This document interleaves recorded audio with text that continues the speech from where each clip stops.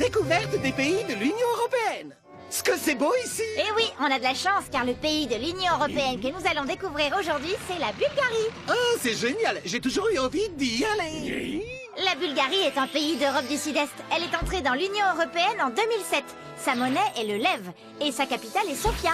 Mais nous commençons notre voyage par une autre ville qui est une des plus anciennes cités d'Europe, Nessabar, située au bord de la mer Noire. Une mer noire? Ah bah je me baigne pas dans une mer sale, moi! Mais non, Samy, on dit qu'elle est noire car elle est sombre à certains endroits. Des scientifiques expliquent ce phénomène par la production d'un gaz provenant des algues et qui lui donne cet aspect très foncé quand c'est profond. En attendant, c'est l'heure du petit-déj et j'ai faim. C'est quoi ces lettres bizarres? On comprend rien ce qui est écrit. C'est normal.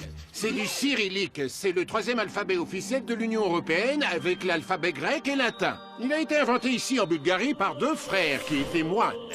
Méthode et Cyril, d'où son nom, cyrillique.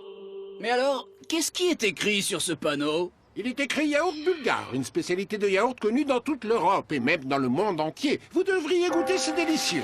Ah, on n'a plus le temps pour un petit déjeuner. Il doit être midi, j'entends les cloches. C'est quoi ces choses?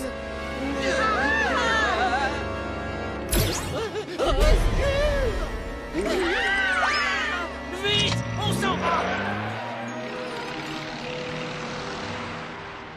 Eh bien alors les amis, il est pas bon mon yaourt? C'était quoi ces machins? Vous avez vu, il y en avait partout. Ça sent pas bon cette histoire. En tout cas, il y a quelque chose qui sent très bon dans le coin. Ah, je comprends pourquoi on est dans la vallée des roses. Arrête-toi, Fred, c'est trop beau. Bonjour, j'imagine que si vous êtes venu jusqu'ici, c'est pour m'acheter des fleurs. Non, pas exactement. En fait, on se promène. On ne savait pas qu'il y avait autant de roses en Bulgarie. Mais si, la Bulgarie est le premier producteur mondial de roses.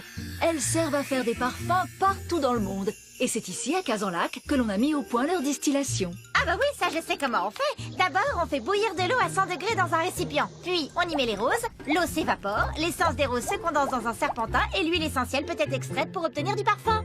La rose est aussi un des emblèmes de la Bulgarie. Vous avez d'autres questions? Je vous le répète, ça sent pas bon cette histoire. Mais enfin, bien sûr que si, ça sent très bon, les roses. Ils sont bizarres, les touristes, cette année. Vas-y, Fred, fonce! Direction Sofia! Dans une grande ville, on sera tranquille. Généralement, les monstres n'aiment pas la foule.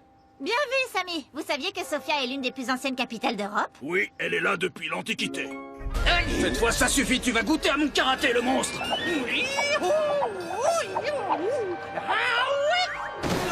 Mais enfin, faut pas être si nerveux, je vous ai fait peur. Ah, ça alors, il y a quelqu'un dedans.